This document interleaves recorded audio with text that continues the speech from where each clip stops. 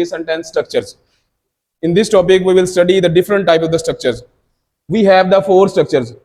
Sentence जो होता है इसके फोर स्ट्रक्चर्स होते हैं, ठीक है। नंबर वन स्ट्रक्चर है सिंपल स्ट्रक्चर होता है, सेंटेंस की सिंपल टाइप होती है।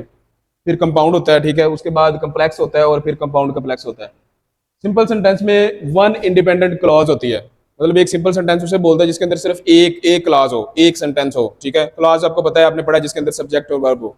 इंडिपेंडेंट क्लॉज वो होगा जो हमें समझने के लिए हमें सेंस दे रहा हो। इसने लिखा आई किक द बॉल, ये इंडिपेंडेंट है। इंडिपेंडेंट का मतलब होता है आजाद, जिसको हम सेपरेटली लिख सकते हैं, जो किसी दूसरे सेंटेंस पे डिपेंड नहीं कर रहा होता। आई किक द बॉल यानी कि मैंने बॉल को किक किया। सेंस क्लियर है, मीनिंग क्लियर है, किसी दूसरी क्लॉज या किसी दूसरे सेंटेंस की जरूरत नहीं है, ये इंडिपेंडेंट है। डिपेंडेंट वो होता है जो दूसरे पे डिपेंड कर रहा था, अब ये किसी पे डिपेंड नहीं कर रहा, ठीक है। ये इंडिपेंडेंट क्लॉज है, तो इसके अंदर एक इंडिपेंडेंट क्लॉज होती है। सिंपल सेंटेंस कौन सा होता है जिसके अंदर एक इंडिपेंडेंट क्लॉज होती है। नंबर टू है कंपाउंड सेंटेंस। कंपाउंड सेंटेंस होता है जिसके अंदर टू और मोर इंडिपेंडेंट क्लॉजेज, जिसके अंदर दो या दो से ज्यादा, मोर मतलब ज्यादा, जिसके अंदर दो या दो से ज्यादा इंडिपेंडेंट क्लॉज हो, यानी उसके अंदर दो क्लॉज होनी चाहिए, कम से कम दो होने चाहिए, दो से ज्यादा भी हो सकती है, तीन चार पांच भी हो सकती है, और लेकिन वो दोनों इंडिपेंडेंट हो। जिस तरह आप इसकी एग्जांपल देख लेते हैं, I kick the ball, I kick the ball एक ये क्लॉज है, एंड इट हिट अली, ठीक है। एक ये सेंटेंस लिखा है कि ये क्लॉज है, आई किक द बॉल मैंने बॉल को किक किया, ये इंडिपेंडेंट क्लॉज है, किसी दूसरे पे डिपेंड नहीं कर रहा, हमें मीनिंग क्लियर हो रहा है। जो दूसरा है इट हिट अली, इसने अली को हिट किया, मारा, तो ये भी एक इंडिपेंडेंट क्लॉज है, किसी दूसरे सेंटेंस पे डिपेंड नहीं कर रहा, दूसरे क्लॉज पे डिपेंड नहीं कर रहा, ठीक है। दो इंडिपेंडेंट क्लॉज है इस सेंटेंस के अंदर, कितनी क्लॉज है, दो इंडिपेंडेंट क्लॉज है। जिसके अंदर कम से कम दो इंडिपेंडेंट क्लॉज हो हम उसको बोलते हैं कंपाउंड सेंटेंस। नंबर थर्ड पे कम्प्लेक्स। कम्प्लेक्स वो होते हैं जिसके अंदर वन इंडिपेंडेंट क्लॉज प्लस, यानी एक इंडिपेंडेंट क्लॉज और उसके अंदर वन और मोर डिपेंडेंट क्लॉज, जो दूसरी होगी एक या एक से ज्यादा डिपेंडेंट क्लॉज होगी। अब हम इसकी एग्जांपल देख लेते हैं, अली क्राइड, यानी अली क्राइड, अली चीखा, ये एक इंडिपेंडेंट क्लॉज है, किसी दूसरे सेंटेंस पे डिपेंड नहीं कर रहे। Because the ball hit him, क्योंकि बॉल ने उसे हिट किया। अब अगर हम इतना सेंटेंस लिख दें because the ball hit him, हमें मीनिंग क्लियर नहीं हो रहा, ये डिपेंडेंट है, ये डिपेंड कर रहा है पहले वाले सेंटेंस पे। उसके बाद है कंपाउंड कम्प्लेक्स। कंपाउंड कम्प्लेक्स जो होता है उसके अंदर टू और मोर इंडिपेंडेंट क्लॉजेस, यानी उसके अंदर दो या दो से ज्यादा इंडिपेंडेंट क्लॉज होंगी और वन और मोर डिपेंडेंट क्लॉज, और उसके अंदर एक डिपेंडेंट क्लॉज होगी, एक से ज्यादा डिपेंडेंट क्लॉज होती है, यानी इसमें दो होना जरूरी, कम से कम दो इंडिपेंडेंट क्लॉज होना जरूरी है। अब इसमें देख लेते हैं दो इंडिपेंडेंट क्लॉज कौन सी है। अली क्राइड, ये इंडिपेंडेंट है, अली क्राइड, अली चीखा, हम इतनी बात लिखे तो हमें मीनिंग क्लियर हो रहा है। दूसरा because the ball hit him, क्योंकि बॉल ने इसे हिट किया, आपने पीछे पढ़ा है, ये डिपेंडेंट क्लॉज है, ये इसमें डिपेंड कर रहा है, ये इंडिपेंडेंट है, ये डिपेंडेंट है। अब थर्ड देख लेते हैं वो क्या, आई अपोलोजाइज्ड। अपोलोजाइज्ड मतलब मैंने उसे माजरत की।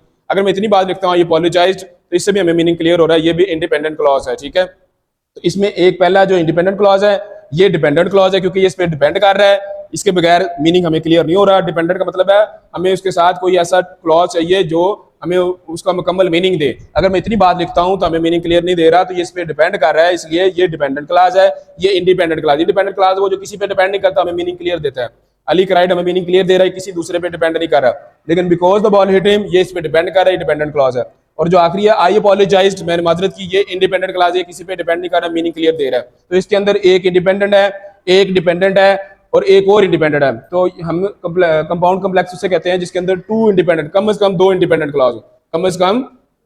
अब इसमें ये देखो अली क्राइड, ये इंडिपेंडेंट क्लॉज है, ठीक है। अब ये because the ball hit him, ये डिपेंडेंट है डी, और आई अपोलोजाइज्ड ये इंडिपेंडेंट है, ठीक है।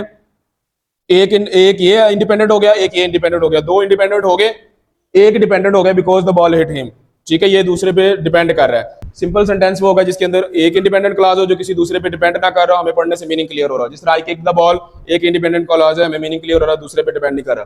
कंपाउंड वो होगा जिसके अंदर टू और मोर इंडिपेंडेंट क्लॉज हो, जिसमें कम से कम दो इंडिपेंडेंट क्लॉज हो जो किसी और पे डिपेंड ना करे, हमें दोनों को अलग-अलग लिखने से मीनिंग क्लियर हो रहा हो। जिस तरह आई किक द बॉल, अगर मैं इतना सेंटेंस लिखता हूँ मीनिंग क्लियर हो रहा है, ये इंडिपेंडेंट क्लॉज है।